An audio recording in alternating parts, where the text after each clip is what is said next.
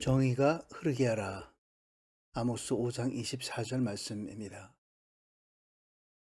정의를 쓰디쓴 쑥처럼 뒤틀어버리고 의를 땅바닥에 내팽개치는 사람들아. 한 국가의 멸망은 정의와 공의에 관한 무감각으로부터 시작됩니다. 저스티스, 정의란 법정 용어입니다. 미슈파트라고 하죠. 구약의 언어로는 굉장히 엄중한 말씀이죠.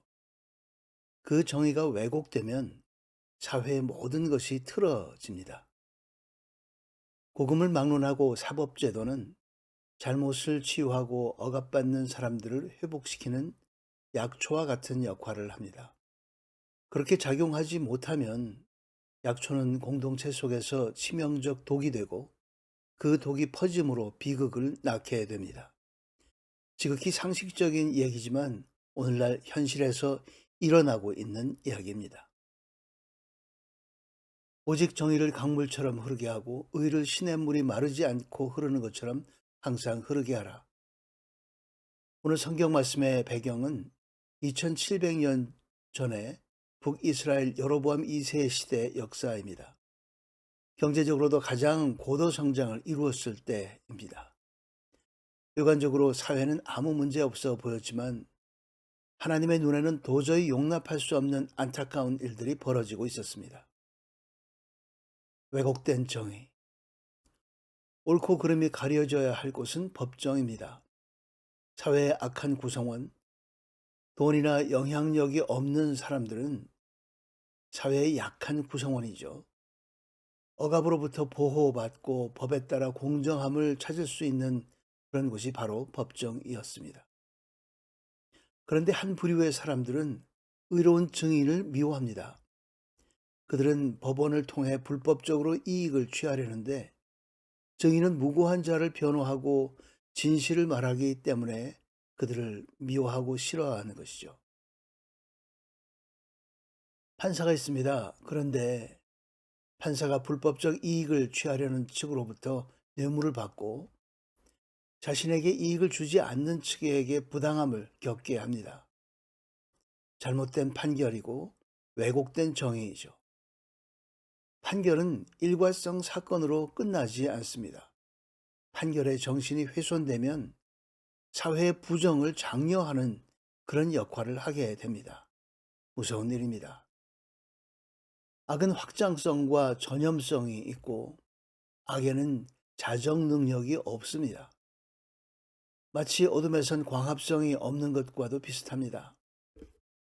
악의 기획자에게, 판사에게 최소한의 양심이 있었더라면 그런 일은 벌어지지 않았을 텐데. 최소한의 양심. 그 양심이 바로 법이고 양심 회복을 위해 예배가 존재합니다. 정상적인 예배. 세상의 질서 유지를 위해서 하나님께서 주신 최소한의 장치입니다. 정의 왜곡의 원인. 한 사회의 정의가 왜곡된 이유는 잘못된 가치관, 잘못된 종교, 잘못된 예배가 보편화되어 있기 때문입니다. 예배란 단순한 종교적 의식이 아닙니다. 실은 삶으로 증명해야 하는 도덕성입니다. 예배와 삶을 떼어놓는 것은 하나님이 싫어하는 일입니다. 삶에서 예배자의 말과 행동이 예배자다워야 하는 것이죠. 그렇지 않으면 삶은 왜곡된 가치관을 심는 정원이 되고 맙니다. 이중적 인간, 다른 가치관, 겉으로는 하나님을 섬긴다고 하면서 실제로는 그렇지 않은 그런 모습들이죠. 삶이란 생명입니다. 그리고 그 생명의 주인은 그것을 주신 창조주 하나님입니다. 위선은 착각이다. 삶과 예배의 불일치라는 외형보다 더 큰 문제가 있습니다. 종교적 위선입니다. 착각입니다. 나는 아니라고 생각하는 것이죠. 예배도 드렸고 찬양했다. 하나님께서 그것에 대해서 말씀하십니다. 그런 노랫소리는 듣기 싫다. 기도 드렸는데요. 하나님께서 또 말씀하십니다. 그런 소리는 안 듣겠다. 전부 오늘 아모스서 5장에 나오는 말씀들입니다. 내가 원하는 것은 말씀이 적용된 생활이다. 그런 취지로 말씀하셨습니다. 하나님의 심판이 내려진다는 예언 앞에서 그들은 위험은 피할 수 있다고 생각합니다. 이민 가면 되지. 위험해지면 이웃 나라로 피신하면 된다. 해봐라. 내가 도망간다고 내 손에서 벗어날 수 있을 줄 아느냐? 하나님께서 그런 취지로 말씀하십니다. 마치 사람이 사자를 피하다가 곰을 만나거나 집에 들어가 손을 벽에 대었다가 뱀에게 물림 같도다. 아모스 말씀입니다. 정의, justice, 이 미슈파트가 강물처럼 흐르지 않으면 내가 하나님이 정의, 심판, 미슈파트를 시행합니다. 그 처벌, punishment라고 하는 이 미슈파트는 누구도 피할 수 없습니다. 이 미슈파트의 세 가지 번역을 썼는데요. 정의가 없으면 하나님께서 정의를 심어주시고 그것은 곧 우리에게 처벌이 되고 맙니다. 정의가 흐르게 하라는 말씀은 결국 윤리와 상식을 지킴으로 공동체적 질서가 흐르게 하라는 말씀입니다. 그러지 않으면 지금이라도 돌이켜 회개하지 않으면 무서운 심판이 임한다. 착각하지 말라. 문제는 바로 너다 하는 것이죠.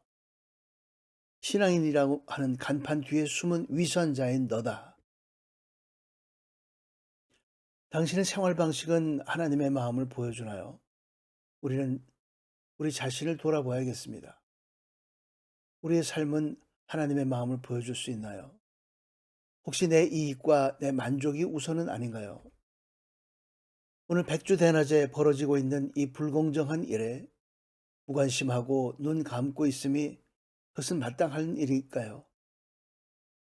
하나님은 그 무관심을 참을 수 없어서 결국 진노를 행하십니다. 심판이라고 하죠. 이것이 좀 거친 표현이긴 하지만 아모스서 5장 전체의 분위기입니다. 전체 말씀의 축이이기도 합니다. 북이스라엘 역사의 그 에필로그 같은 내용들이 있습니다. 북이스라엘 열 지파는 한때 용성한 복을 누렸습니다. 바산의 암소라고 상징되어지는 그런 풍성한 복을 누렸죠. 하지만 회개하지 않았고 결국 아시리아에게 멸망당했습니다. 아시리아는 이후 강제이주와 혼혈 정책을 써서 이들을 역사 속에서 소멸시켰고 신약 시대의 일부가 사마리아인으로 등장했지만 유대인들에게 멸시당했습니다.